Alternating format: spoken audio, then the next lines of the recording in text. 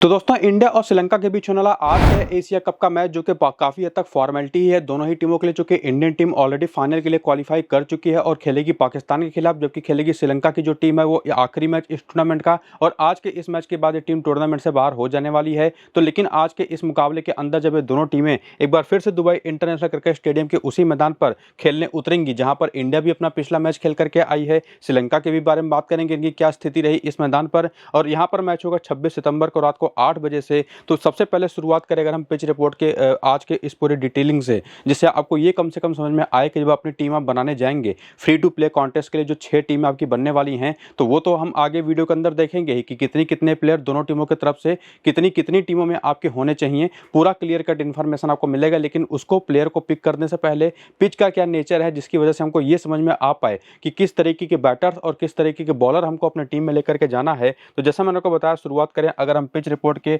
आज के इस हिस्से से, तो दुबई का वो मैदान जहां पर जो पिचेस रही हैं, खास करके जो पिछले 2 मैचेस में हमने देखा, जिसमें एक मैच हुआ था इंडिया और बांग्लादेश के बीच में, जबकि दूसरा मैच हुआ पाकिस्तान और बांग्लादेश के बीच में, बैक टू बैक 24 और 25 सितंबर को। और आज भी 26 सितंबर है, रात का ही मैच आज भी खेला जाएगा। तो यहाँ पर अभी तक जो 2 पिछले मुकाबले खेले गए उसमें हमने साफ साफ देखा, क्योंकि इसके पहले ना ओवरऑल इस ग्राउंड पर टोटल 9 मुकाबले हो चुके हैं। 9 में से 5 बार बैटिंग सेकंड करने वाली टीमें मैचेस जीती हैं, 4 बार बैटिंग पहले करने वाली टीम जीती है। लेकिन पहले जो 7 मुकाबले थे वो एकदम 2 अलग अलग तरीके की पिचेस पर खेले गए थे, जिसपे जो कवरिंग ऑफ ग्रास थी वो ठीक ठाक थी। डेड ग्रास थी लेकिन ठीक ठाक कवरिंग थी। गेंद इसी वजह से फंस करके भी बल्ले पर आ रही थी, लेकिन टर्न नहीं कर रही थी किसी भी स्पिनर की गेंद, जो पहले 7 मैचेस में पिचेस यूज की गई थी उस पर। लेकिन जो हमने पिछले 2 मुकाबलों में देखा, पाकिस्तान बांग्लादेश और इंडिया बांग्लादेश वाले मैच में, वहां पर ग्रास की जो मात्रा है घास की वो थोड़ी सी कम हुई है। हालांकि पिच में कोई ब्रेक नहीं है, लेकिन जो भी घास वहां पर है वो थोड़ी सी ग्रीन है, और उसकी वजह से शुरुआत में गेंद यहां पर स्विंग करती है नई बॉल से,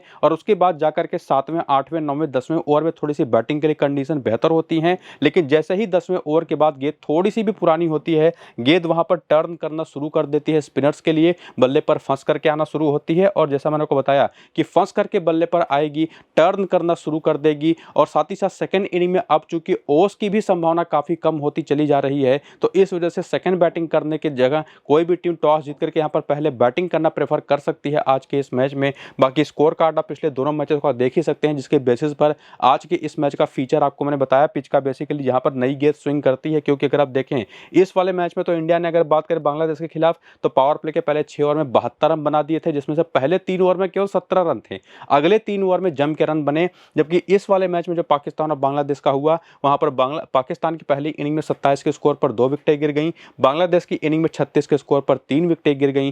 कहने का मतलब सीधा सीधा कंक्लूजन इस पिच रिपोर्ट को लेकर के यही है कि स्कोरिंग पैटर्न तो अगर आप देखें तो ठीक ठाक है, खास करके पहली इनिंग की बैटिंग में। सेकंड इनिंग में वो रन बनाना उतना आसान होने वाला है नहीं, जैसा कि इसके पहले होता दिखाई पड़ा था। गई नई गेंद से गेंद पहले 6 ओवर में स्विंग करेगी, पुरानी होते ही गेंद यहां पर अब टर्न करना भी शुरू कर चुकी है, और अच्छा खासा टर्न 3 से 4 डिग्री का टर्न यहां पर अच्छे खासे जो रिस्ट स्पिनर है वो निकालते दिखाई पड़े हैं। बाकी पिछले 6 मैचेस में 34 विकेटें स्पिन और पेस को जो 42 विकेटें मिली हैं, इससे भी आप देख करके समझ सकते हैं कि पेसर्स की तो वैल्यू है, स्पिनर्स की भी पूरी बराबर वैल्यू यहां पर है, खास करके सेकंड इनिंग की बॉलिंग में। तो जब भी आज का यह मैच शुरू होगा और हम देखेंगे कि जिस पिच पर आज का मैच खेला जाएगा, जो कि हमको टॉस के बाद पता चल जाएगा कि किस पिच पर मैच है, पिछले 2 में से जो पिचेस यूज की गई हैं उसमें से कौन सा पिच है, तो वो उसका इन्फॉर्मेशन आपको मैं टेलीग्राम और व्हाट्सएप चैनल पर देने वाला हूं टॉस के बाद। और उसके साथ साथ मेरी अपनी जो टीम बनेगी 6 टीमें, जिसको हम फ्री टू प्ले कॉन्टेस्ट में ले जाकर के ज्वाइन करते हैं, वो 6 टीमें भी आपको मैं टेलीग्राम और व्हाट्सएप चैनल पर दूंगा। तो पूरा वीडियो शुरू से अंत तक देखिए, और जाइए इसी वीडियो के डिस्क्रिप्शन में और कमेंट बॉक्स में जो पिन किया हुआ कमेंट है, लिंक वहां पर आपको मिल जाएगा मेरे टेलीग्राम और व्हाट्सएप चैनल का, उसको क्लिक करके टेलीग्राम और व्हाट्सएप को ज्वाइन कर लीजिए, ताकि ना सिर्फ आपको फाइनल टीम मिल पाए बल्कि पिच के बारे में फाइनल इन्फॉर्मेशन मिल पाए, जिसके बेसिस पर आप वो टीम अपनी बना दें कि आपको कोई हरा ना पाए। तो फिलहाल आगे बढ़ते हुए शुरू करेंगे प्लेइंग 11 और बैटिंग ऑर्डर से। सबसे पहले यहाँ पर इंडियन टीम का प्लेइंग 11 बैटिंग ऑर्डर आपके सामने है, जिसमें बैटिंग ऑर्डर निश्चित तौर पर जो पिछले मैच में था वो तो मुझे नहीं लगता कि होगा, और स्टेबल बैटिंग ऑर्डर के साथ यहाँ पर इंडियन टीम जा सकती है। हालांकि ये एक फॉर्मेलिटी वाला मैच ही है, तो हो सकता है कि इस मैच में भी प्रयोग किए जाएं, जहां पर हार्दिक पांड्या ने पिछले मैच में केवल 2 ओवर करे थे, तो बुमराह, चक्रवर्ती, कुलदीप और अक्षर पटेल ने पूरे 4-4 ओवर करे थे। और इस पिच पर तो निश्चित तौर पर स्पिनर्स आपको पूरे 4-4 ओवर करते दिखाई पड़ेंगे। और उसके बाद इंडियन प्लेयर्स का अगर आप करियर स्टार्ट देखना चाहें T20 पूरे फॉर्मेट में, इंटरनेशनल T20 फॉर्मेट में, तो वो भी आप यहां से देख सकते हैं, जहां पर मैचेस की संख्या, रनों की संख्या, बैटिंग एवरेज टोटल, जिसको इनिंग के हिसाब से भी आप देख सकते हैं, ना सिर्फ बल्लेबाजों का बल्कि बाकी बॉलर्स का भी देख सकते हैं, जैसे कुलदीप ने 40 मैचेस में 69 विकेटें ली हैं पूरे करियर में इस एशिया कप के पहले, लेकिन उसमें पहली इनिंग में बॉलिंग को लगी है हर एक मैच में। जितनी बार भी इन्होंने पहली इनिंग में बॉलिंग करी उसमें जितनी विकेटें चटकाई हैं, ऑन एन एवरेज 13 गेंदें 1 विकेट निकालने में लगी है पहली इनिंग में, 12 गेंदें सेकंड इनिंग में, जिससे दिखाता है कि ये दोनों इनिंग्स में ऑलमोस्ट हर मैच में 2 विकेटें लेते हैं। सिमिलरली वरुण चक्रवर्ती का भी स्ट्राइक रेट और बाकी बैटर्स का बैटिंग एवरेज इनिंग की बेसिस पर देख करके आप उनकी यूटिलिटी समझ सकते हैं कि उनको टीम में लेते वक्त किस इनिंग की बैटिंग या बॉलिंग में ज़्यादा प्रेफरेंस देनी है। हालांकि ऐसा कुछ किसी बॉलर या बैटर के आंकड़े में उतना बड़ा अंतर है नहीं कि किसी स्पेसिफिक इनिंग में ही किसी प्लेयर को आप ज़्यादा अपनी टीम में रखने की कोशिश करें। लेकिन उसके बाद आकर के रीसेंट फॉर्म अगर आप देखें तो इंडियन टीम अभी तक पूरी तरह से अनबीटेबल रही है। पूरे टूर्नामेंट के अंदर किसी भी टीम ने इसको हराया नहीं है, तो निश्चित तौर पर प्लेयर्स की भी परफॉर्मेंस काफ़ी शानदार रही होगी, जिसमें खास करके अगर आप पूरी इंडियन टीम की ही बात कर लें सीधे सीधे तो Abhishek Sharma one of the best in form player रहे हैं, जिसमें शुभमन गिल जो शुरुआत तो अच्छी नहीं कर पाए थे लेकिन पिछले 2 मैच में जबरदस्त फॉर्म में आ चुके हैं, तो दोनों ओपनर्स तगड़े फॉर्म में रहे हैं। जबकि इसके बाद आते हैं सूर्य कुमार यादव, जो बीच में एक पाकिस्तान के खिलाफ 47 नाबाद की थोड़ी धीमी पारी थी लेकिन खेल पाए थे ठीक ठाक पारी, मैच जिता करके गए थे, लेकिन उसके बाद के 2 मैचेस में कुछ खास फॉर्म में दिखाई पड़े नहीं। तिलक वर्मा के पहले 3 मुकाबले तो बहुत अच्छे गए, लास्ट वाले मैच में बल्ले से केवल 5 रन बने, बॉलिंग करते हुए 1 विकेट चटकाया। संजू सैमसन की तो बैटिंग आ ही नहीं पाई है अभी तक ज़्यादा, लेकिन जो भी 2 बार बैटिंग आई है, जिसमें एक बार 56 रन बनाए, एक बार 13 रन बनाए, उसमें बहुत ज़्यादा कंफर्टेबल है, किसी मैच में दिखे ही नहीं, रन इनसे बनते दिखाई पड़ नहीं रहे थे। और ये जो 56 रन इन्होंने नंबर 3 पर आकर के बनाए थे ना, उसमें भी बहुत ही ज़्यादा अगर हम बात करें तो बल्ले पर गेंद कंफर्टेबली आ ही नहीं पा रही थी। और उसके बाद यहां पर आते हैं हार्दिक पांड्या, जो निश्चित तौर पर पिछले मैच में अच्छी बैटिंग करते दिखाई पड़े, बॉलिंग में लगभग एवरेज परफॉर्मेंस ही रही है पूरे टूर्नामेंट के अंदर। बाकी शिवम दुबे वही एक निश्चित तौर पर आते हैं चेंज के तौर पर एज ए बॉलर, तो कभी कभार उसका फायदा खास करके अबू धाबी के मैदानों पर निकाल पा रहे थे, दुबई के मैदान पर एज ए बॉलर कुछ खास सफलता पाए नहीं है। अक्षर पटेल निश्चित तौर पर कोई बहुत बड़ी परफॉर्मेंस अभी तक इस टूर्नामेंट के अंदर नहीं दिया है, लेकिन बाकी खिलाड़ियों की तुलना में ज्यादा बेहतर इन फॉर्म दिखाई पड़े हैं।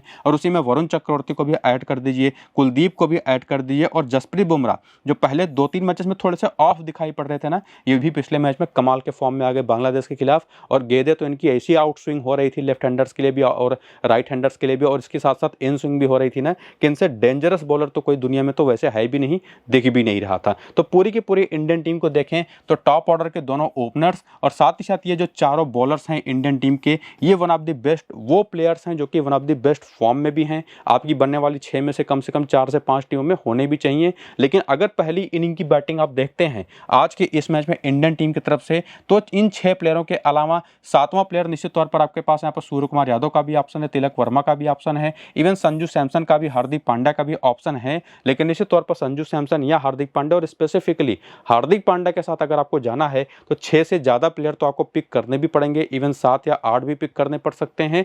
और जिसमें आपको किसी बॉलर को ड्रॉप करना पड़ेगा, तो वो बॉलर कौन सा हो सकता है उसको थोड़ा सा और डिटेल में समझने के लिए हम आगे चलेंगे। और यहां से तो आप ये समझ ही चुके हैं कि कौन से प्लेयर कितने बेहतर फॉर्म में है और उसकी बेसिस पर किसकी सबसे ज्यादा यूटिलिटी है। और आगे आकर के अगर आप हेड टू हेड के आंकड़े देखें तो इंडिया और श्रीलंका के खिलाफ जब T20 में मैचेस होते हैं तो शुभमन गिल के 5 मैच 131 रन है, 46 का हाईएस्ट स्कोर है। अभिषेक शर्मा खेले नहीं है। सूर्य कुमार के यादव के नंबर्स देख लीजिए, 8 मैच 346 रन, 49 का एवरेज, और पूरी उम्मीद आज इनसे रहेगी इस मैच में रन बनाने की। तिलक वर्मा खेले नहीं है। संजू के आंकड़े देख लीजिए, बहुत ही खराब है श्रीलंका के खिलाफ। इवन हार्दिक पांड्या के बल्ले से तो कुछ खास नहीं, लेकिन बॉलिंग करते हुए 14 मैच में 13 विकेट है। लेकिन एक चीज आपको मैं कह दूं कि अभिषेक शर्मा तो निश्चित तौर पर खेले नहीं, लेकिन बेस्ट ऑप्शन है। शुभमन गिल के नंबर भी बेहतर हैं। सूर्य कुमार यादव तो कमाल खेलते ही है श्रीलंका के खिलाफ, लेकिन चूंकि संजू सैमसन उतना बेहतर नहीं खेले हैं, हार्दिक पांड्या के ऐसे यूटिलिटी वाले प्लेयर है जिनको आप ड्रॉप तो आप नहीं कर सकते, चाहे इनकी बैटिंग आए ना आए, बॉलिंग तो निश्चित तौर पर 2 से 4 ओवर करके देंगे ही। बाकी यहाँ पर अक्षर पटेल जिनके 6 मैच में 7 विकेट 127 रन भी हैं, वरुण चक्रवर्ती जिनके 3 मैच में 2 विकेटें हैं, कुलदीप जिनके 8 मैच में 12 विकेटें हैं, और जसप्रीत बुमराह जिनके 11 मैच में 9 विकेटें हैं, जो कि नंबर्स निश्चित तौर पर उतने बेहतर नहीं है। स्टिल ये कुल मिला जुला करके कुल 7 से 8 ऐसे प्लेयर हैं जो कि जितनी भी आपकी जो 6 टीम बनेगी ना, मेजॉरिटी टीम में इनमें से 7 ऑप्शन आपके पास होने ही चाहिए। हाँ, अगर आपको 8वां ऑप्शन नहीं पिक करना है तो किसी टीम में आप सूर्य कुमार यादव को रखिए और साथ ही साथ अभिषेक शर्मा को ड्रॉप कर दीजिए। किसी टीम में आप रखिए केवल अभिषेक और शुभमन गिल को, अभिषेक शर्मा वर्मा शुभमन गिल को, तो उसमें तिलक वर्मा को लेकर के जाइए। और किसी टीम में हार्दिक पांड्या को लीजिए तो वरुण चक्रवर्ती को ड्रॉप कर दीजिए। और किसी टीम में हार्दिक पांड्या, वरुण चक्रवर्ती दोनों को ले जाइए, अक्षर पटेल को ड्रॉप कर दीजिए। ऐसे ही आपको रोटेशंस करनी है। लेकिन जिन प्लेयरों का नाम आपको मैंने लेकर के नहीं बताया ना, जिसमें अभिषेक, शुभमन गिल, कुलदीप और बुमराह, इनको तो कतई आपको ड्रॉप करने की जरूरत नहीं है। मैक्सिमम से मैक्सिमम किसी एक टीम में ही आप इनको बाहर बिठा सकते हैं जब भी अपनी टीम बनाएंगे। बाकी वेन्यू के आंकड़े अगर आप देखें तो इस मैदान पर ऑलरेडी शुभमन गिल के नंबर जबरदस्त हैं, 37 का एवरेज है। इवन अभिषेक के भी नंबर्स 9 मैच 287 रन है, 36 का एवरेज है। सूर्य कुमार यादव का भी 26 का बैटिंग एवरेज है। तो हेड टू हेड को भी मिला दें तो ओवरऑल एक काफी कंप्लीट पैकेज बन जाते हैं इस मैदान के लिए। और ओवरऑल बाकी जिन प्लेयरों को हमको पक्के तौर पर टीम में लेकर के जाना है, बुमराह और कुलदीप, उनके भी नंबर्स जबरदस्त हैं। इवन वरुण चक्रवर्ती के भी, जैसा मैंने आपको बताया था बार बार इस वीडियो में अभी तक कि ये 6 प्लेयर तो पक्के तौर पर हमारी टीम में होने चाहिए। बाकी जो फ्लोटर्स होंगे ना, जिनको आप रोटेट करेंगे फाइनली, वो यहाँ पर कुछ टीमों में अक्षर पटेल आ जाएंगे, कुछ टीमों में हार्दिक पांड्या आ जाएंगे, तो कुछ टीमों में यहाँ पर तिलक वर्मा आ जाएंगे एज ए 7th प्लेयर। और बाकी जो जैसे आपको ने कहा था ना कि ये जो बाकी 6 प्लेयर हैं वो 4 से 5 टीमों में होंगे, तो जो 1-2 ऐसी टीम भी बनेगी यूनिक, जिसमें ये टॉप ऑर्डर के बैटर्स ड्रॉप होंगे आपके 1-1, 2-2 करके, और उसमें तब तिलक वर्मा, संजू सैमसन की जो यूटिलिटी होगी वो ज़्यादा बेहतर हो जाएगी। तो इस तरह से प्लेयर्स आपको रोटेट करने हैं। लेकिन बेस्ट ऑप्शन कौन है जिनको बिल्कुल भी ज़्यादा से ज़्यादा टीम में लेकर के जाना है, ड्रॉप कम से कम करना है, वो भी आपको मैंने क्लियर कर दिया। बाकी इंडियन बैटर्स की वीकनेस देखें जब श्रीलंकन बॉलर्स को ये फेस करेंगे, तो शुभमन गिल तीक्ष्णा पर 1 बार, 2 बार हसरंगा पर, 3 बार लेग स्पिन पर, 4 बार ऑफ स्पिन पर, केवल 32 और 52 गेंदों पर, और even left arm Orthodox bowling पर भी। तो ये पूरा चार्ट देख करके क्लियर कट पता चलता है कि इनको स्पिन खेलने में ओवरऑल अच्छी खासी दिक्कत रही है। और जैसे ही गेंद पुरानी होगी इस मैदान पर तो स्पिनर्स को मदद मिलेगी भी। और बाकी अभिषेक शर्मा की बात करें तो ऑफ स्पिन पर 54 गेंद पर 78 बना करके 3 बार आउट हो चुके हैं। तो ऑफ स्पिन इनकी भी एक अगर आप कहें तो वीकनेस रही है। और ध्यान रखिएगा सामने की टीम में वानिंदु हसरंगा है, जिनके बारे में अभी हम आगे बात करेंगे, बहुत ही खास बात है। बाकी तिलक वर्मा का कोई डेटा है नहीं, लेकिन सूर्य कुमार यादव को हसरंगा ने, दसुन सनाका ने, करुणा रत्ने ने और पथिराना ने इंडिविजुअली आउट कर रखा है, जिसमें किसी के खिलाफ इनको दिक्कत रहा है तो पथिराना के खिलाफ, और हो सकता है कि वो आज खेल भी जाएं, तो निश्चित तौर पर एक इंपॉर्टेंट प्लेयर बन सकते हैं। बाकी संजू सैमसन भी ओवरऑल स्पिन पर दिक्कत में आते हैं, स्पेसिफिकली हसरंगा ने तो 11 गेंद पर 3 बार आउट कर रखा है इनको। इवन तीक्ष्णा ने भी एक बार चमिका करुणा रत्ने ने, शिवम दुबे को भी लेग स्पिन पर दिक्कतें रही हैं। पता नहीं कैसे कमेंटेटर्स आप लगातार सुनेंगे उनको ना, कहेंगे स्पिन बहुत अच्छी खेलते हैं, लेकिन देखिए 46 गेंद पर 63 रन बना करके 6 बार आउट हो चुके हैं। और पिछले मैच भी आउट हुए थे रिशाद हुसैन की लेग स्पिन पर। और बाकी हार्दिक पांड्या का भी डेटा यहाँ पर आप देख सकते हैं। तो इंडियन खिलाड़ियों की क्या इंपॉर्टेंस रहेगी आज के इस मैच में, कौन से बेस्ट ऑप्शन हैं, कौन से फ्लोटर हैं जिनको हमको रोटेट करना है, वो हमने देख लिया। बाकी वीकनेसेस भी समझ ली बैटर्स की। बाकी यहाँ पर श्रीलंका टीम का प्लेइंग 11 और बैटिंग ऑर्डर आपके सामने है, जिसमें निश्चित तौर पर नुवान थुसारा अगर खेलते हैं तो पिछले मैच में 3 ओवर किया था, आज भी 3 से 4 ओवर करेंगे। सिमिलर चीज दुष्मंता चमीरा के साथ, तीक्ष्णा और हसरंगा के साथ देखने को मिलेगा। और बाकी पार्ट टाइमर्स के तौर पर चरित असलंका हैं, कामिंदु मेंडिस हैं, दसुन सनाका हैं। जरूरत पड़ने पर जैसी पिच व्यवहार करेगी वैसे प्लेयर्स यहाँ पर as a part time bowler आ जाएंगे। चमिका करुणा रत्ने मुझे लगता है कि एक बार फिर से बाहर बिठाए जाएंगे और कोई एक और ऑलराउंडर या कोई एक एक्स्ट्रा बॉलर टीम अपने अंदर लेकर के आ सकती है प्लेइंग 11 में। हालांकि इस टीम का यह आखिरी मैच है तो हो सकता है चेंजेस थोड़े से ज़्यादा भी हों।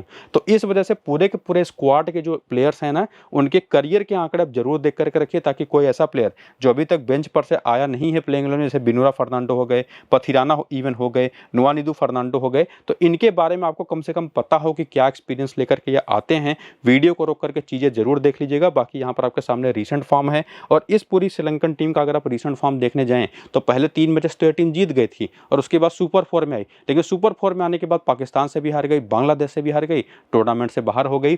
तो पिछले 2 मैचेस को छोड़ करके उसके पहले देखें तो पथुम निशंका ने बैक टू बैक काफी शानदार पारियां खेली थी, और उसी का नतीजा था कि टीम इनकी जीत रही थी। और जब पथुम निशंका तीसरे मैच फ्लॉप हुए तो वहां पर कुशल मेंडिस चल गए। कुशल मेंडिस अगर बात करें तो चौथे मैच भी चले थे, लेकिन उस एकमात्र मैच को छोड़ करके ज्यादा बेहतर कर नहीं पाए। यानी कि ये टीम काफी हद तक डिपेंडेंट है अपने दोनों ओपनर्स पर, चूंकि अगर आप देखें कुशल परेरा, चरित असलंका, तो ये दोनों तो बिल्कुल शुरुआत अच्छी कर रहे हैं, बड़ी पारी में कन्वर्ट नहीं कर पा रहे। और वहीं पर अगर आप बात करें तो यहाँ पर आपके पास और जो प्लेयर है कामिंदु मेंडिस, जिन्होंने धीमी लेकिन एक 50 रन की ठीक ठाक पारी पिछले मैच में खेली। इवन अगर मैं कहूँ ना तो इन तीनों प्लेयरों में कोई बेस्ट फॉर्म में दिखाई पड़ा है तो वो कामिंदु मेंडिस ही है, लेकिन इनके साथ दिक्कत है कि इनका बैटिंग ऑर्डर कहाँ पे होगा कुछ नहीं पता। बाकी दसुन सनाका ने भी एक बड़ी कमाल की 64 नबाद की पारी भी खेली थी, 2 विकेटें भी चटकाई थी। इवन बॉलिंग भी लगातार 3 से 4 ओवर कर रहे थे, लेकिन पिछले मैच में तो बल्लेबाजी करने आए, पहली ही गेंद पर आउट हो गए और बॉलिंग इनको मिली ही नहीं। और इस दुबई के मैदान पर मुझे संभावनाएं थोड़ी सी कम दिखाई भी पड़ रही इनकी बॉलिंग की। बाकी हसरंगा ये तो निश्चित तौर पर एक ऐसे प्लेयर जिनको आप ड्रॉप नहीं कर सकते। चमिका करुणा रत्ने ने कोई भी यूटिलिटी शो नहीं करी पिछले मैच में। दुष्मंता चमीरा भी इन फॉर्म बॉलिंग ऑप्शन रहे हैं इस टीम के अंदर। तीक्षणा ने पिछले मैच पर 2 विकेट इसी मैदान पर लिया। बाकी नुवांतुसारा ने, अगर आप देखें तो जब ये अबू धाबी के मैदान पर खेल रहे थे जब बॉलर, तब अलग बॉलर दिखाई पड़े थे, लेकिन जब दुबई के मैदान पर इनको बॉलिंग करनी पड़ी है तब ये अलग बॉलर दिखाई पड़े हैं ज़्यादा, जहां पर इनको मदद मिल नहीं पाती। तो इस मैदान के लिए अगर हम बात करें तो नुवांतुसारा उतने आइडियल पिक नहीं है, लेकिन इस पूरी श्रीलंकन टीम के अंदर अगर आप देखें अभी तक तो दुष्मंता चमीरा, महीश तीक्षणा, वानिंदु हसरंगा और ये दोनों ओपनर्स प्रथम निशंका और कविंदु मेंडिस, ये 5 ऐसे ऑप्शन हैं जो कि आपकी बनने वाली 6 में से 4 से 5 टीमों में होंगे। और बाकी प्लेयर्स फ्लोटर के तौर पर खेलेंगे, जिसमें कुछ टीम में कुशल परेरा को रख लीजिए, किसी टीम में चरित असलंका को रख लीजिए, किसी टीम में कविंदु मेंडिस को, दसुन सनाका को रोटेट करके एक एक करके, और उसमें किसी एक ओपनर को भी आप ड्रॉप कर सकते हैं। जैसे अगर सेकंड इनिंग की बैटिंग है तो प्रथम निशंका को रखिए, पहली इनिंग की बैटिंग है तो प्रथम निशंका को ड्रॉप कर दीजिए, और उनकी जहां पर जैसे आप चरित असलंका को मेनली अपनी टीम में लेके जा सकते हैं, तो किसी टीम में नुवांतुसारा को अगर श्रीलंका की पहले बॉलिंग है। तो इस तरह से आपको प्लेयर्स रोटेट करने हैं। बाकी कौन कितने बेस्ट फॉर्म में है वो तो आपने देख ही लिया। इसके बाद हेड टू हेड के भी आंकड़े अगर आप देखना चाहें तो देख सकते हैं। तो टॉप ऑर्डर के जो तीनों खिलाड़ी हैं श्रीलंकन टीम के अंदर, उनका बैटिंग एवरेज 30+ है इंडिया के खिलाफ। लेकिन उसके बाद जो मिडिल ऑर्डर आती है ना, उसमें अगर आप दसुन सनाका को हटा दें जिनका बैटिंग एवरेज 29 है, तो बाकी खिलाड़ियों के एज ए बैटर आंकड़े उतने अच्छे है नहीं। बॉलिंग में देखेंगे तो हसरंगा के 12 मैच में 17 विकेट हैं एज यूजुअल, इवन चमीरा के भी 15 मैच में 16 विकेट हैं। लेकिन वहीं पर अगर आप देखें तो महीश तीक्षणा के 7 मैच केवल 6 विकेट हैं, नुवांतुसारा खेले नहीं है। मथीसा पथिराना अगर खेलते हैं आज के इस मैच में तो ये काफ़ी बेहतर करते दिखाई पड़े हैं, 2 मैच में 5 विकेट लेकर के। और उसके बाद आकर के दुबई के इस मैदान के परफॉर्मेंसेस देखें तो जैसा मैंने आपको कहा था कि नुवांतुसारा ने इस टूर्नामेंट के अंदर जब अबू धाबी में खेला था, जो खुला मैदान है, हवा वहां पर क्रॉस बहती है, तो हवा में स्विंग निकाल पा रहे थे, तो वहां पर काफ़ी लीथल थे। लेकिन दुबई के इस मैदान पर जहां पर केवल पिच से थोड़ी बहुत हेल्प है, वहां पर इन्होंने कुछ खास किया नहीं। लेकिन पथिराना ने यहाँ पर 7 मैच 7 विकेटें ऑलरेडी ले रखी हैं। इवन तीक्षणा के भी 9 मैच में 7 ही विकेट है, लेकिन चमीरा यहाँ पर भी चले हैं 12 मैच में 18 विकेटों के साथ। और इवन यहाँ पर देखें तो वानिंदु के 26 मैच 41 विकेटें हैं। और इवन बैटिंग ऑप्शंस में देखेंगे तो सबसे बेस्ट यहाँ पर प्रथम निशंका ही दिखाई पड़े हैं। और कुछ हद तक आप कुशल मेंडिस को कह सकते हैं, जिनके आंकड़े एवरेज ही आप कहेंगे, लेकिन चूंकि विकेट कीपिंग सेक्शन में जाकर के देखें तो बेस्ट ऑप्शन कुशल मेंडिस ही आपको दिखाई पड़ेंगे। क्योंकि संजू सैमसन का बैटिंग ऑर्डर काफ़ी नीचे है, तो ये ज़्यादा बेहतर ऑप्शन है। कुशल परेरा भी इस मैदान पर काफ़ी बेहतर साबित हुए हैं, तो ये एक ट्रम्प ऑप्शन के तौर पर किसी न किसी टीम में आपके लिए ट्राई किए जा सकते हैं। बाकी किसकी क्या इंपॉर्टेंस है वो तो आपको मैंने रीसेंट फॉर्म के टाइम पर ही समझा दिया। और कौन से प्लेयर्स हैं जो कि फ्लोट करेंगे एज अ रोटेशन आपकी टीम में आएंगे, उनके बारे में भी बता दिया। बाकी वीकनेसेस देखने आए प्लेयर बैटल में, तो जो बैटर है प्रथम निशंका अक्षर पटेल पर 30 गेंद पर 39 रन बना करके 2 बार आउट हो चुके हैं। अर्शदीप पर तो अच्छा खेल गए हैं। और बाकी कुशल मेंडिस की बात करें तो अर्शदीप पर ये 2 बार आउट हैं, एक बार अक्षर पटेल पर। हालांकि अर्शदीप के कुछ चांसेस यहाँ पर बनते दिखाई नहीं पड़ रहे खेलने के। असलंका अर्शदीप पर एक बार तो 10 बार लेग स्पिन पर केवल 112 रन बना करके, तो लेग स्पिन पर इनकी एक स्पेसिफिक जो कमजोरी है वो दिखाई पड़ती है। बाकी कुशल परेरा को भी कुलदीप ने, अक्षर ने और साथ ही साथ हार्दिक पांड्या ने सस्ते में निपटाया है। तो ये जो टॉप ऑर्डर के बैटर्स थे ना, इनकी वीकनेसेस देख करके जो एक कंक्लूजन निकलता है उसमें एक लेग स्पिनर, इवन अक्षर पटेल, ये दोनों काफ़ी हद तक तो इंडियन जो स्पिन डिपार्टमेंट है वो पूरी तरह से कवर होना चाहिए आपकी टीम में, जिसमें तेज गेंदबाज बुमराह और हार्दिक पांड्या हैं, तो वो दोनों भी आपकी टीम में बनेंगे। और बाकी जो प्लेयर्स हैं लोअर ऑर्डर के, उनका भी देखेंगे तो वही लेग स्पिन और ऑफ स्पिन के खिलाफ कमजोरी आपको एक प्रॉपर देखने को मिल जाएगी। तो ये तो कम से कम समझ में आता है कि फेवरेट तो इंडियन टीम ही आज के इस मैच के लिए। और इसी वजह से कैप्टनसी वाइस कैप्टनसी का ऑप्शन अभिषेक शर्मा कुलदीप यादव को ही आप देखेंगे जो बेस्ट और कॉमन ऑप्शन जो सभी की टीम के कप्तान है वो कप्तान होने वाले हैं। बाकी 2-3 और डिफरेंशियल ऑप्शन जो हैं उनके भी नाम यहाँ पर आप देख सकते हैं। लेकिन उससे भी इंपॉर्टेंट कि किस तरीके की पिच आज के इस मैच में यूज की जाएगी, इवन कौन सी पिच यूज की जाएगी, उसको देखने के लिए आपको टेलीग्राम और व्हाट्सएप को ज्वाइन जरूर करना है, जहाँ पर आपको मैं टॉस के बाद बता दूंगा कि कौन सी पिच है और वहीं पर आपको अपनी फाइनल 6 टीमें भी दे दूंगा। तो जाकर के टेलीग्राम व्हाट्सएप को ज्वाइन करिए, लिंक आपको डिस्क्रिप्शन में और पिन कमेंट में मिल जाएगा। लेकिन उससे भी इंपॉर्टेंट है कि वीडियो शुरू से अंत तक पूरा देखिए और अपनी टीम खुद से बनाने की कोशिश करिए, क्योंकि अगर आपने पूरा वीडियो देख लिया ना तो टीम आपकी ऑटोमेटिक बन भी जाएगी। फिलहाल इस वीडियो को यहाँ पर करते हैं खत्म, चलते हैं, नमस्कार।